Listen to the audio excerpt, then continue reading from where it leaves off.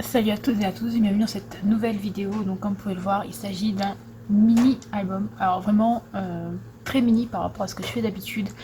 D'habitude je travaille plutôt sur du 15 par 20, là on est sur du 12 par 12, donc c'est vraiment voilà, tout petit. Comme je dis, minimum 15 par 20 d'habitude. Donc là voilà. Donc je me suis dit que j'allais faire une petite série de vidéos avec des mini albums. J'irai pas au tout détail là à mon avis, ça sera trop compliqué sinon. Mais en tout cas voilà, j'avais envie de faire une petite série, donc je pense que c'est le premier de la série. Euh, donc il y a encore pas mal de petits défauts, notamment au niveau de la couture. Il faut savoir que j'ai une machine à coudre, mais que clairement je ne suis pas couturière. Euh, et puis il faut savoir aussi que j'ai testé la couture sur plusieurs mini-albums et j'ai cassé bon nombre d'aiguilles en fait qui n'étaient pas adaptées, puisque là en fait j'utilise des aiguilles pour le jean, donc des aiguilles beaucoup plus épaisses. Mais voilà, vu que j'étais pas couturière, j'en ai quand même cassé 4 ou 5 de normal avant de comprendre que l'aiguille était beaucoup trop fine pour passer à travers la cartonnette, le tissu et la doublure, etc. Donc voilà, donc ma couture n'est pas encore très droite, mais bon, j'espère que ça ira mieux au fil du temps. Donc je vous ai filmé un petit tutoriel pour cet album, enfin un tutoriel pour cet album. Je n'ai juste pas filmé la couture tout simplement parce que niveau caméra, ce n'est pas possible. La machine à coudre n'entre pas dans le cadre de la caméra, et si je dois déplacer la caméra, voilà, c'est compliqué, c'est beaucoup trop compliqué. Donc simplement vous verrez quand je réalise la couverture, et une fois qu'elle sera cousue, je vous la montrerai. Donc voilà, donc un mini album simple, voilà, en accordéon. Donc bon, il s'ouvre pas comme ça, mais voilà. Encore une fois, pour une naissance, voilà. Change pas une équipe qui gagne. Donc, Jolie Petite Princesse, c'est un tampon de Les Ateliers de Karine, donc la nouvelle planche de la collection A Baby. Vous avez quelques tampons de chez Cartoscrap et de la planche de Shoe Flowers qui s'appelle Chambre d'enfant 1. Donc, quand on ouvre, voilà, vous avez une place avec, enfin, une page décorée et une page pour un emplacement photo. Voilà. Donc, et c'est partout pareil dans l'album. Là, je vous montre de plus près cette page-ci. Donc là derrière c'est du papier Action. Un tampon tamponné avec de la Distress Oxide Worm Lipstick, il me semble. Ce tampon-là vient de la planche donc, de Shoe Flowers. Donc il y a cette planche-ci. Voilà. Colorisé avec des feutres alcool, en toute simplicité, j'ai pas cherché à faire d'ombre, etc. Vraiment très rapidement. Des découpes. Donc Dice fait dans du papier blanc, donc c'est les chutes de papier que j'ai utilisées pour faire les emplacements photos. Là pareil, donc c'est une chute de papier que j'ai utilisée pour les emplacements photos avec un tampon Casey Art, donc Star is Born. Ensuite, donc, papier F Deco.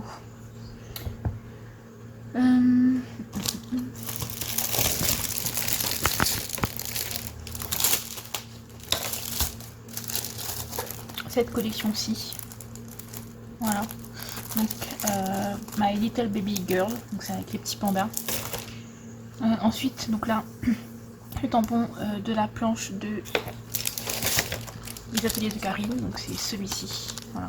Là, le Petite Princesse de la couverture, c'était celui-là. Voilà. Quelques découpes, toujours un tamponnage, voilà. C'est le même principe, et là, l'emplacement photo. Là, pareil. Tamponnage de la planche de Shoe Flowers, là de chez Casey Art. Le tampon derrière, donc le cadre, c'est un cadre de la planche d'une collection très spéciale de Florilège Design, donc de la collection la Maison de Jeanne. Voilà, donc toujours le même cadre, enfin le cadre de la même planche. Je t'aime jusqu'aux étoiles. C'est celui-là, donc de Shoe Flowers. Ensuite, toujours Shoe Flowers, là c'est du Scrap Plaisir. Là, toujours du Scrap Plaisir avec le tampon colorié au feutre alcool de chez Shoe Flowers. Et donc, alors derrière, vous n'avez pas grand chose, hein, juste une découpe et un tamponnage de la collection très spéciale de Furious Design. Et on repart pour la même chose dans l'autre sens. Donc, toujours un petit tamponnage. Là, les cadres, les découpes. Voilà. Là, pareil. Là, c'est un tampon carte au scrap. Celui-là aussi, il me semble. Voilà. Et un moment parfait vient d'une planche qui s'appelle un moment parfait, elle aussi, de chez Furious Design. Voilà. Et donc, hop, on revient au début du mini-album.